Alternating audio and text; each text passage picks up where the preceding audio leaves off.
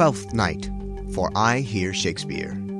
Written about 1600 or 1601, Shakespeare's Twelfth Night, or What You Will, is his only play to have a dual title. But since it is typically called by the former half, that is how it will be referenced throughout this examination.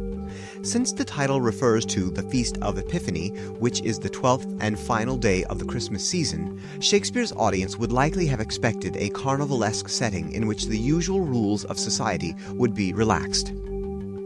This is indeed the case for the fictional land of Illyria, where Viola is shipwrecked and must make her way as she sees fit to navigate her predicament. Illyria offers the backdrop to certain principal characters who are so consumed with their own egos that they seem scarce able to enjoy the world around them. Those characters include Orsino, the Duke of Illyria, who is lovesick for Olivia, Olivia herself, who has abjured the company of men so that she may mourn her brother's death for 7 years, and Malvolio, steward to Olivia, who is unable and or unwilling to enjoy any sort of relaxation or lightheartedness. Situated directly opposite these three egotists is Viola, who moves with a free and open spirit through Illyria. Indeed, it is Viola who operates as the cure for all the maladies that lurk within the world of Illyria. Viola offers daylight during a festive time of the year in a fictional land where drudgery threatens to overtake everyday experience. But it is Olivia's clown and servant, Feste, who offers greatest insight into the world of Illyria conjured by Shakespeare. At the very end of the play, Feste sings a bittersweet song that speaks of growing up, enduring adolescence, accepting adulthood, all the while the rain it raineth every day, and concludes, "A great while ago the world begun, with hey-ho the wind and the rain. But that's all one, our play is done, and we'll strive to please you every day." And so life is suffering, as certain world philosophies have pronounced, but it's nice to enjoy oneself every now and again. And now, let's begin Act 1, Scene 1 of Twelfth Night, for iHearShakespeare. Act 1, Scene 1 begins at Duke Orsino's palace, where he is enjoying the music played for his sole benefit. Abruptly, he stops the music and falls into a melancholic disposition, and begins rhapsodizing on the subject of love. Orsino's servant, Curio, suggests that they go on a hunting expedition to lift his spirits. Orsino declines the suggestion as Valentine, another servant, enters with news that his errand was fruitless.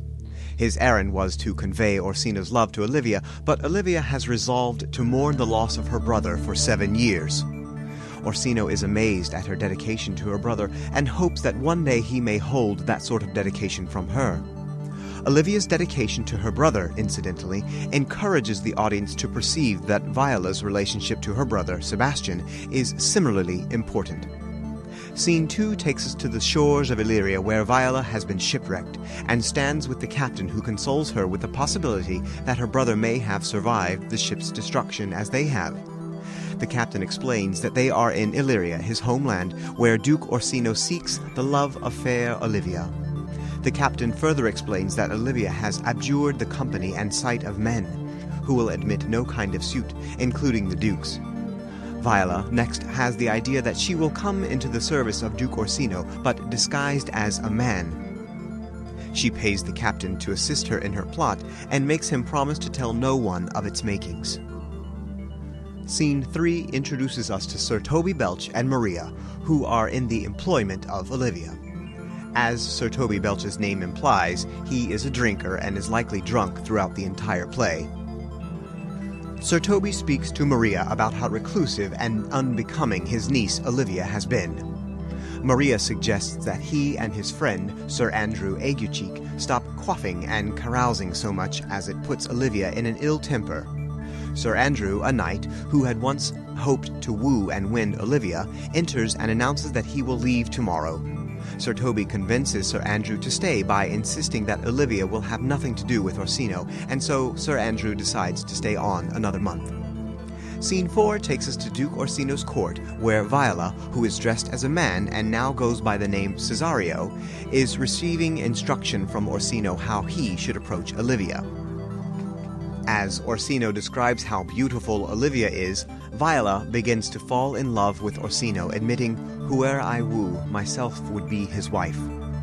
Scene 5 takes us back to Maria, who is speaking with Olivia's fool and clown named Festi.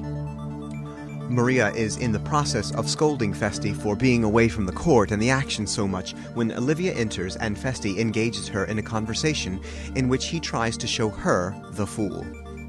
The banter between Olivia and Festi helps Olivia relax a little, but Malvolio, who secretly hopes to win Olivia, is only irritated by Festi's comments and presence. Olivia takes a moment to encourage Malvolio to not take Festi, or life, so seriously, just before Maria announces that there is a young man at the gate who wishes to speak with Olivia. Olivia is certain that it is someone sent from Orsino and commands Maria to send him away. Sir Toby enters and Festi takes the opportunity to tease him. Olivia is amused but sends Festi to follow her uncle Sir Toby because she doesn't want any harm to come to him in his especially inebriated state. Malvolio next enters and explains to Olivia that the young man will simply not go away. Olivia asks for more information about the young man and then finally agrees to see him, but requests that she be veiled and that Maria stay in the room. Viola, dressed and acting as Cesario, enters and begins conveying terms of affection to Olivia, who becomes increasingly attracted to Cesario. Olivia dismisses Maria and removes her veil. Toward the end of the scene, Olivia sends Cesario away, saying that Orsino should stop sending messengers, but then Olivia quickly adds that Cesario may visit her again if Orsino must send someone. Olivia tries to give Cesario money, but he will not accept it. Cesario exits, and Olivia begins mocking her own words and behavior until she realizes that she is falling in love with Cesario. Olivia next calls for Malvolio and tells him to deliver a ring to Cesario that he, Cesario, left behind. Of course, Cesario left no such ring. It is only a device crafted by Olivia to ensure that Cesario returns.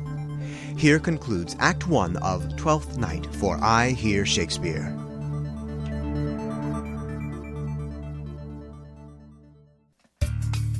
Act 2, Scene 1 introduces us to Sebastian, who is Viola's twin brother. Sebastian has just been saved by Antonio, who is another one of the captains aboard the ship that was recently destroyed. Sebastian explains to Antonio about his sister, who was born within an hour of himself, and further expresses that she drowned in the shipwreck. Antonio offers to accompany Sebastian wherever he may be going. Sebastian explains that he is bound to the Count Orsino's court and must be going. Sebastian earlier explained to Antonio that he, Antonio, should not stay with him since he seems to be plagued with stars that shine darkly over him, which may bring bad luck. Antonio admits that he has many enemies at Orsino's court and so initially bids adieu to Sebastian. Sebastian exits and Antonio decides to follow Sebastian because the danger shall seem sport. Scene 2 finds Malvolio catching up to Viola to deliver the ring Olivia gave him. Malvolio is clearly put out that he had to go to such pains in order to deliver the ring. Once his errand is complete, Malvolio exits. Viola declares, "I left no ring with her," then ponders the situation in soliloquy, concluding that Olivia has fallen in love with her as Cesario. Whirling at the situation she has created, Viola concludes her soliloquy offering, "O time, thou must untangle this, not I. It is too hard a knot for me to untie." Scene 3 finds Sir Toby and Sir Andrew drinking and doing a poor job of philosophizing. Sir Toby realizes he needs more wine and calls for Maria to bring a stoup of wine, but it's Festi that enters first. The joking becomes more ridiculous and they all have a generally good time. Maria enters and demands they stop their nonsense. She further warns them that they are going to end up waking Olivia and she'll have Malvolio throw them all out. Malvolio next enters and berates them for their carousing. Irritated that Malvolio has taken a snobbish view of their drinking, Sir Toby asks, "Dost thou think because thou art virtuous there shall be no more cakes and ale?" Frustrated, Malvolio exits. Maria next conjures a plan to make a fool of Malvolio. Maria says she will write a letter in the same penmanship as Olivia's that expresses terms of adoration for Malvolio, and plant the letter where he'll find it. Being so self-absorbed, Malvolio will readily think that Olivia is in love with him, and the three culprits, that is Maria, Sir Toby, and Sir Andrew, will have a good laugh as Malvolio attempts to respond to Olivia's supposed love. Maria exits to begin setting the trap as Sir Toby decides that he and Sir Andrew should go have another round of drinks. Scene 4 takes the action back to Orsino's court, where he is speaking with Cesario, who, you'll remember, is Viola in disguise. Orsino perceives that Viola has the look of love in her eye and begins asking her about the woman she must be in love with.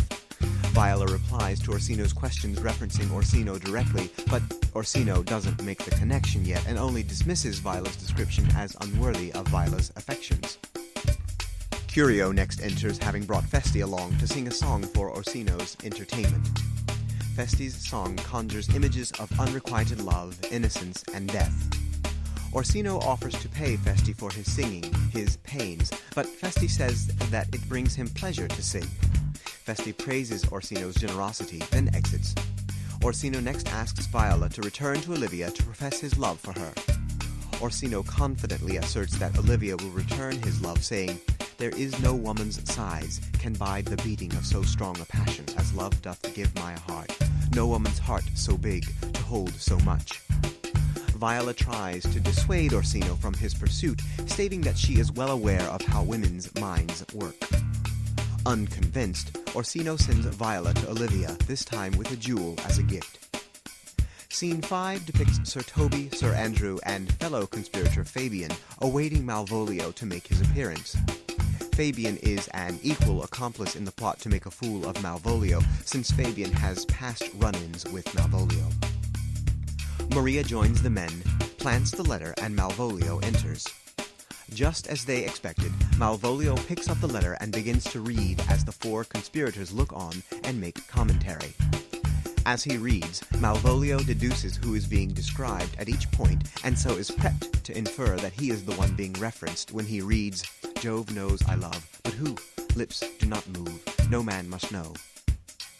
Malvolio reads further, "I may command where I adore, but silence, like a Lucrece knife, with bloodless stroke my heart doth gore, M.O.A.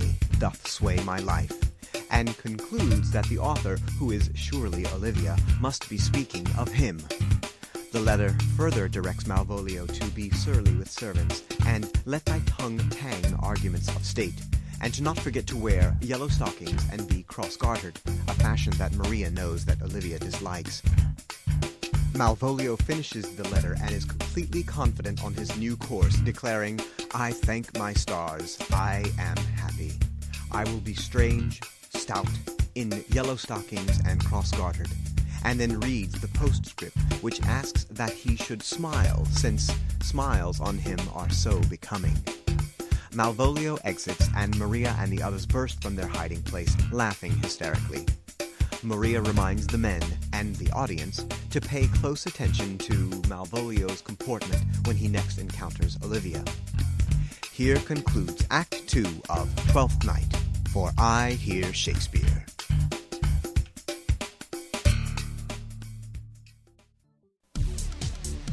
Act 3, Scene 1 shows Viola, still in disguise as Cesario, engaged in a witty confab with Festi. Their interaction is brief, but it serves to show us that Viola is clever enough to hold her own in a conversation with an experienced jester. Sir Toby and Sir Andrew next enter and escort Viola to Olivia. Viola greets Olivia with, "Most excellent, accomplished lady, the heavens rain odors on you," which Sir Andrew finds a curious and unusual greeting. Sir Andrew and Sir Toby exit, leaving Olivia and Viola to their conversation. During the course of their witty and engaging dialogue, Olivia confesses that she loves him, Cesario. Viola replies, "I have one heart, one bosom, and one truth, and that no woman has, nor never none shall mistress be of it, save I alone." Which is, of course, to say that Viola is a woman, and is not interested in holding another woman's love in the currently intended sense of the feeling. Still hoping to encounter Cesario in the future, Olivia asks Viola to come again, and sends false hope to Orsino, saying, "For thou perhaps mayst move that heart which now abhors to like his love." Scene 2 finds Sir Andrew ready to give up his pursuit of Olivia, since he has determined that she favors Cesario. Sir Toby and Fabian manage to convince Sir Andrew that Olivia is just trying to make him jealous. They further convince Sir Andrew that the best way to deal with Cesario is to challenge him to a duel to show Sir Andrew full of valor. Resolved that he shall challenge Cesario, Sir Andrew exits to compose an official challenge. Sir Toby and Fabian now have a good laugh at Sir Andrew, for they are confident that neither Sir Andrew nor Cesario have the disposition to actually fight. Maria next enters and conveys that Malvolio is responding just as the letter requested. He smiles, wears yellow stockings, and is cross-gartered.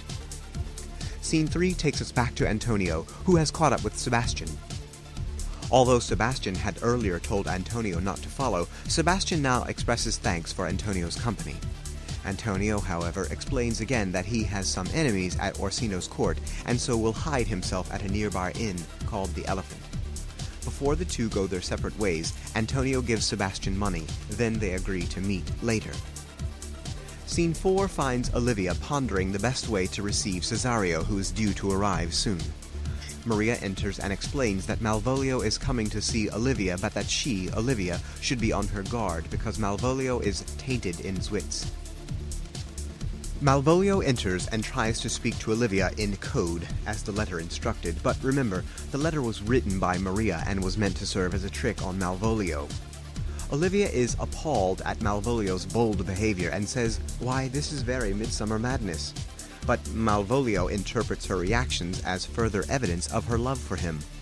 Maria, along with Sir Toby and Fabian, enter, and after observing Malvolio, Sir Toby decrees that he may be possessed by some devil, and suggests that they lock him in a dark room. Sir Andrew next enters with the letter he has been working on. The letter, read aloud by Sir Toby, is more comical than threatening. Sir Toby offers to deliver the letter to Cesario, and Maria informs them that he, Cesario, will be leaving Olivia shortly. Olivia and Viola next enter. Olivia is trying to give Viola another gift, and Viola is just trying to leave. Olivia exits, and Sir Toby and Fabian intercept Viola to let him know of Sir Andrew's quarrel. Sir Toby begins filling Viola with anxiety about how angry and capable Sir Andrew is, and that he, Viola as Cesario, should take care with the valiant knight, Sir Andrew. Sir Toby exits to fetch Sir Andrew, but before he brings Sir Andrew before Cesario, Sir Toby tells Sir Andrew how angry and capable Cesario is. So now, Sir Andrew and Viola are terrified of each other, but they draw swords anyway. Antonio next enters and, thinking that Viola is her twin brother Sebastian, comes to Viola's defense. Some officers next enter and immediately arrest Antonio. Antonio must obey, but says to Viola, "This comes with seeking you," and then says, "I must entreat of you some of that money."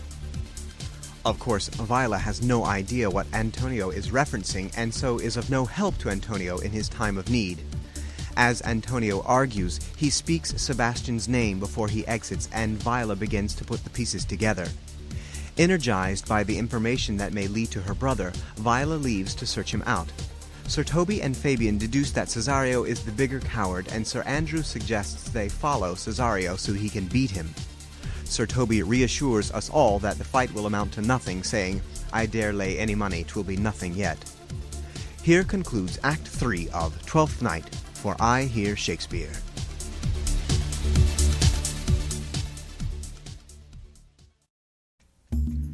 Act 4, Scene 1 finds that Sebastian has happened upon Feste, who has taken him for Cesario. Sebastian grows tired of Feste's questions that would only make sense to Viola as Cesario, and gives him money so that he will go away, and so Feste exits as Sir Andrew, Sir Toby, and Fabian enter. Sir Andrew is hot and ready to re-engage in the earlier quarrel. In fact, Sir Toby enters and immediately strikes Sebastian, who quickly draws his sword. Sir Toby seizes Sebastian's arm in order to hold him back. Sebastian breaks free, and Sir Toby draws his sword to join forces with Sir Andrew against Sebastian. Olivia next enters and commands Sir Toby to stop his assault on Sebastian, whom she thinks is Cesario, and demands that Sebastian follow her. Scene 2 shows Maria helping Feste taking on a disguise as Sir Topas, a clergyman or curate, as he is called in the text, so that he may play a trick on Malvolio, who has been placed in a dark room due to his earlier madness with Olivia. Sir Toby enters to enjoy the joke about to be played on Malvolio. Feste, dressed as Sir Topas, goes to Malvolio's window, introduces himself, and speaks as if he is convinced that Malvolio is insane. Sir Toby expresses his appreciation to Feste for acting the role of Master Parson so well, but mandates that they end their joke on Malvolio since he, Sir Toby, is in a great deal of trouble with Olivia. Sir Toby exits with Maria, and Feste continues teasing and tormenting Malvolio. Malvolio asks repeatedly for pen, paper, and light so that he may write to Olivia for help. Feste prolongs Malvolio's torment and then finally agrees to his requests. Feste sings a short song and then exits. Scene 3 shows Sebastian enjoying his sudden stroke of good fortune and notes how glorious the world is. He comments that he could not find his friend Antonio at the tavern, as they had earlier arranged, but more importantly, he finds now that he is loved by a beautiful and wealthy woman. Olivia enters, accompanied by a priest, and suggests that they marry in an intimate setting and celebrate it grandly later. Sebastian, of course, agrees. Here concludes Act 4 of Twelfth Night for iHearShakespeare.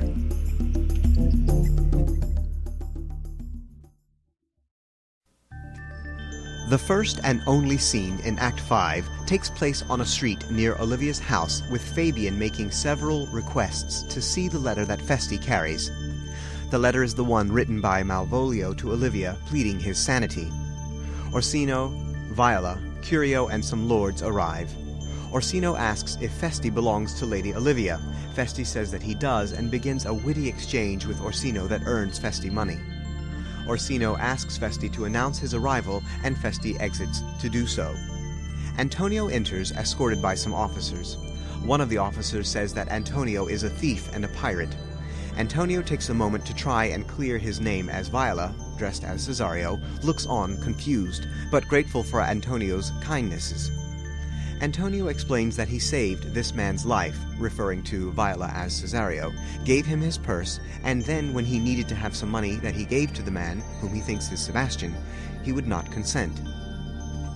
Olivia next enters with attendants, sees Viola as Cesario, and immediately mistakes her for Sebastian. Orsino interrupts and accuses Olivia of being so cold-hearted in not returning his love that he will kill Cesario, whom he knows she loves. Viola as Cesario seems willing to die for Orsino's rage and love, which confuses Olivia, for Olivia thinks that she is married to this person, which of course is not Sebastian but Viola. Olivia calls Viola husband and brings the priest forward, who recently conducted the wedding. The priest explains that Olivia married and acknowledges that the man was Sebastian, but the priest is addressing Viola as Cesario as the groom. Orsino interrupts and expresses his fury at Cesario for taking advantage of the situation. Sir Andrew next enters, crying for a surgeon to be sent to Sir Toby, for Sebastian has beaten them both at combat. Sir Andrew sees Cesario and accuses him of injury for no reason. Cesario is, of course, completely confused by what is going on, saying, "Why do you speak to me? I never hurt you." Sir Toby and Feste next enter.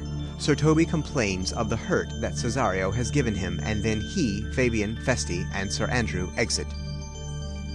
Sebastian finally enters, and Orsino exclaims, "One face, one voice, one habit, and two persons.